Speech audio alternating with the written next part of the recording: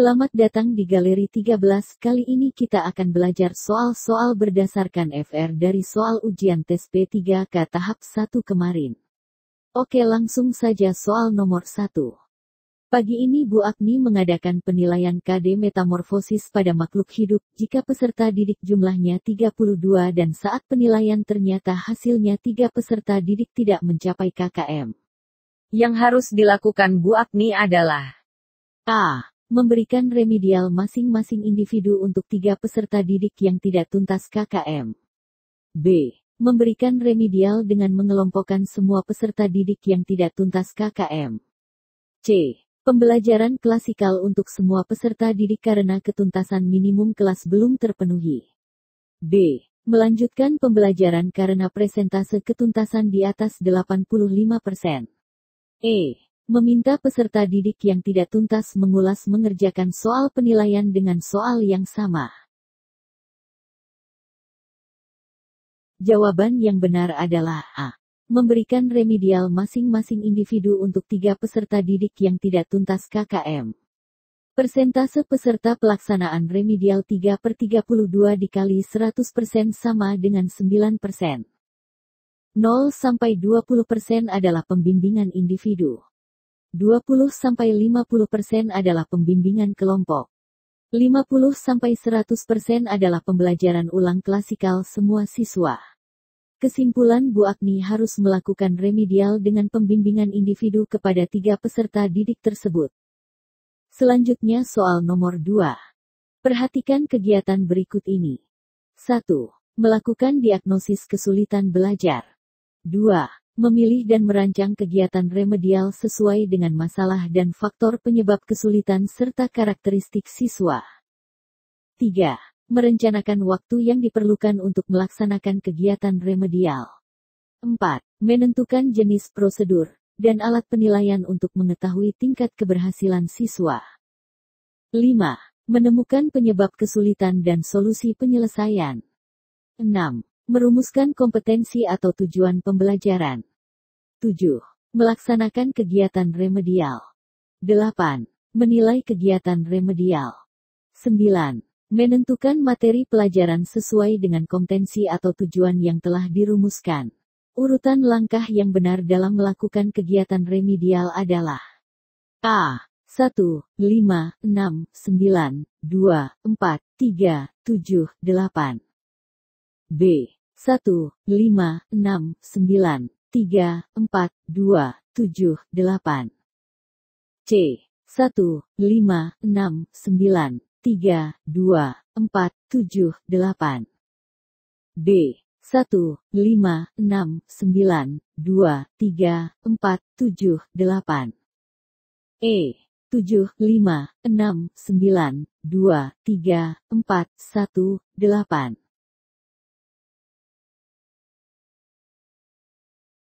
Jawaban yang benar adalah D. 1, 5, 6, 9, 2, 3, 4, 7, 8. Langkah-langkah kegiatan remedial adalah 1. Melakukan diagnosis kesulitan belajar. 2. Menemukan penyebab kesulitan dan solusi penyelesaian. 3. Merumuskan kompetensi atau tujuan pembelajaran. 4. Menentukan materi pelajaran sesuai dengan kompetensi atau tujuan yang telah dirumuskan. 5. Memilih dan merancang kegiatan remedial sesuai dengan masalah dan faktor penyebab kesulitan serta karakteristik siswa. 6. Merencanakan waktu yang diperlukan untuk melaksanakan kegiatan remedial. 7. Menentukan jenis prosedur dan alat penilaian untuk mengetahui tingkat keberhasilan siswa. 8. Melaksanakan kegiatan remedial. 9. Menilai kegiatan remedial. Selanjutnya soal nomor 3. Bu Vera adalah guru kelas 3 SD, di dalam kelasnya ada 3 peserta didik yang belum bisa membaca. Ketiga peserta didik setelah diidentifikasi mengalami kesulitan dalam identifikasi kata-kata yang diucapkan, dan mengubahnya menjadi huruf atau kalimat. Kesulitan belajar ini disebut A. Diskalkulia. B. Disleksia. C. Disgrafia. D. Auditory and Visual Processing Disorder. E. Non-verbal learning disability. Jawaban yang benar adalah B. Disleksia. Disleksia bisa diartikan sebagai kesulitan membaca secara teknis atau kesulitan akan kata-kata yang diucapkan dan sulitnya mengubah kata menjadi huruf. Disgrafia adalah kesulitan menulis baik berupa merangkai huruf dalam kata atau membuat kalimat lengkap. Diskalkulia adalah kondisi di mana seorang anak memiliki kesulitan memecahkan soal matematika, dan mengalami kesulitan menangkap konsep-konsep matematika dasar.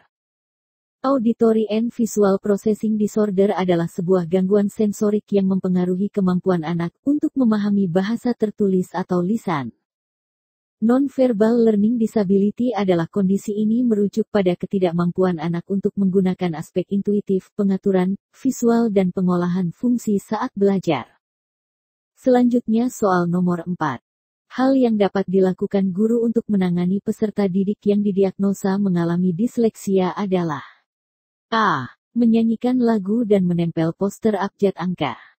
B. Menjiplak atau menulis di atas bentuk huruf yang sudah disediakan secara terus-menerus untuk membantu anak memiliki kebiasaan yang baik dalam menulis setiap huruf. C. Setiap kata ditulis dalam huruf balok lalu huruf balok tersebut dihubungkan dengan garis menggunakan pensil warna, lalu anak mencoba menelusuri huruf utama dan garis sambungnya. D. Berikanlah contoh materi dengan hal yang konkret. E. Belajar angka dengan menggunakan warna atau animasi menarik. Jawaban yang benar adalah A. Menyanyikan lagu dan menempel poster abjad angka. Yang harus dilakukan guru untuk peserta didik disleksia di antaranya. 1. Melakukan latihan membaca secara rutin. 2. Buat pelajaran lebih menarik. 3. Menyanyikan lagu dan menempel poster abjad angka. 4. Memberi anak waktu untuk beristirahat. Selanjutnya soal nomor 5. Permainan yang tepat untuk mengatasi peserta didik yang kesulitan membaca kecuali A. Bermain kata. B. Membaca buku bersama. C. Menyajikan gambar huruf pada kata. D. Menyajikan poster menarik dengan susunan huruf balok. E. Permainan menjiplak huruf dengan garis putus-putus.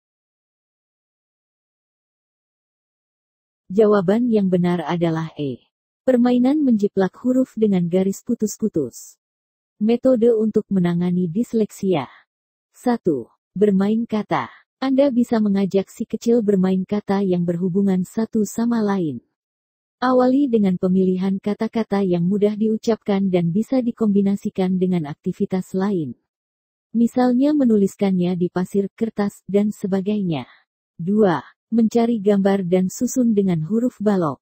Sebagai contoh, minta anak untuk menemukan gambar gajah, lalu lanjutkan dengan menyusun huruf-huruf pembentuk kata gajah dengan huruf balok.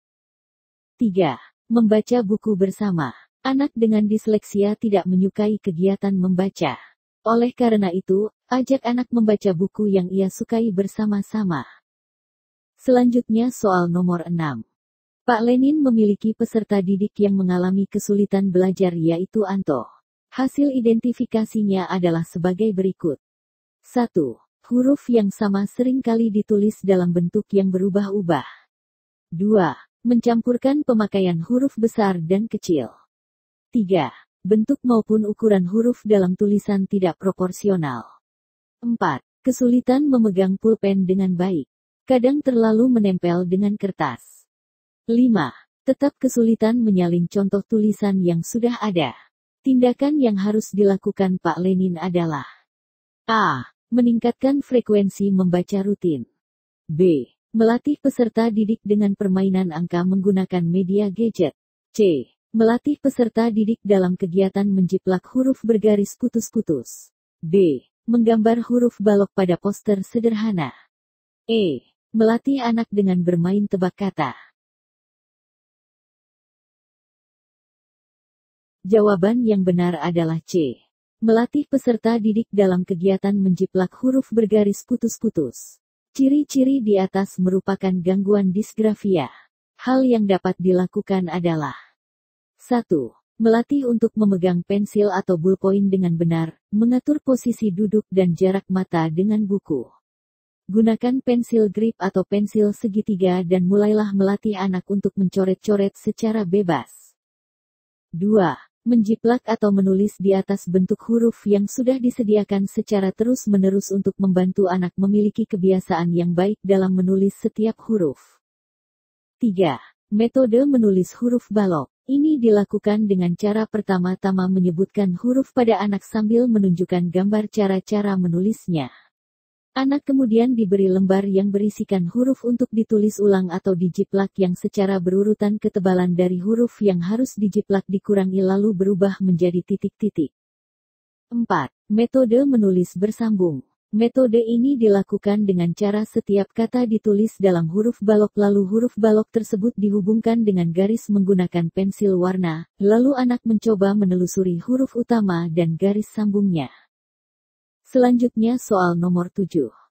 Mengikuti lomba kebersihan kampung adalah salah satu pengamalan Pancasila sila ke A. 1. B. 2. C. 3. D. 4. E. 5. Jawaban yang benar adalah C. Sila ketiga. Ikut serta menjaga kebersihan persatuan dengan cara kerja bakti merupakan wujud kerja sama yang akan memupuk rasa persatuan. Pengamalan sila ketiga antara lain. 1.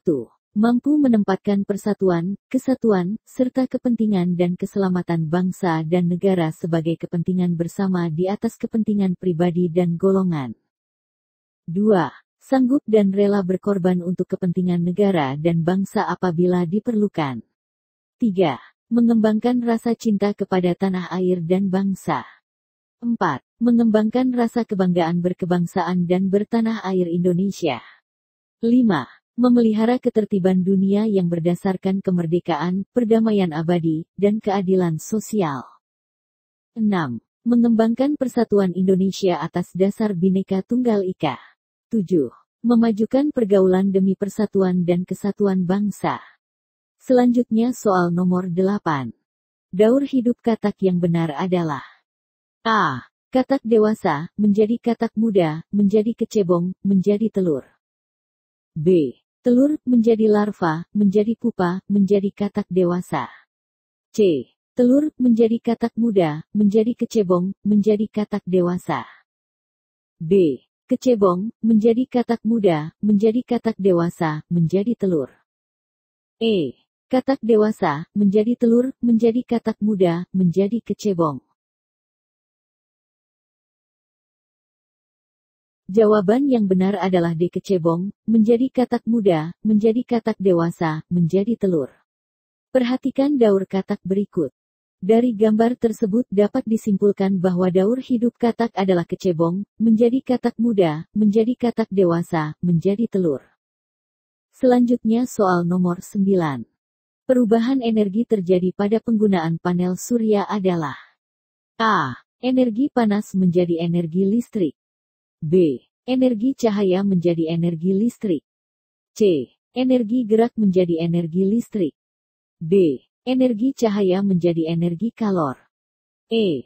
Energi kalor menjadi energi cahaya. Jawaban yang benar adalah B. Energi cahaya menjadi energi listrik.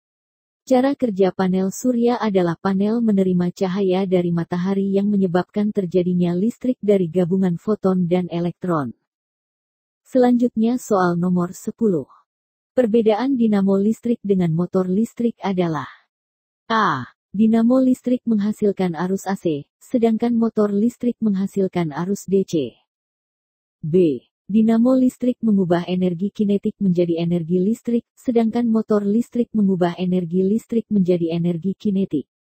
C. Dinamo listrik mengubah energi listrik menjadi energi kinetik, sedangkan motor listrik mengubah energi kinetik menjadi energi listrik. D. Dinamo listrik menghasilkan arus DC, sedangkan motor listrik menghasilkan arus AC. E. Dinamo listrik menghasilkan arus yang besar, dan motor menghasilkan arus yang lebih kecil. Jawaban yang benar adalah B. Dinamo listrik mengubah energi kinetik menjadi energi listrik, sedangkan motor listrik mengubah energi listrik menjadi energi kinetik.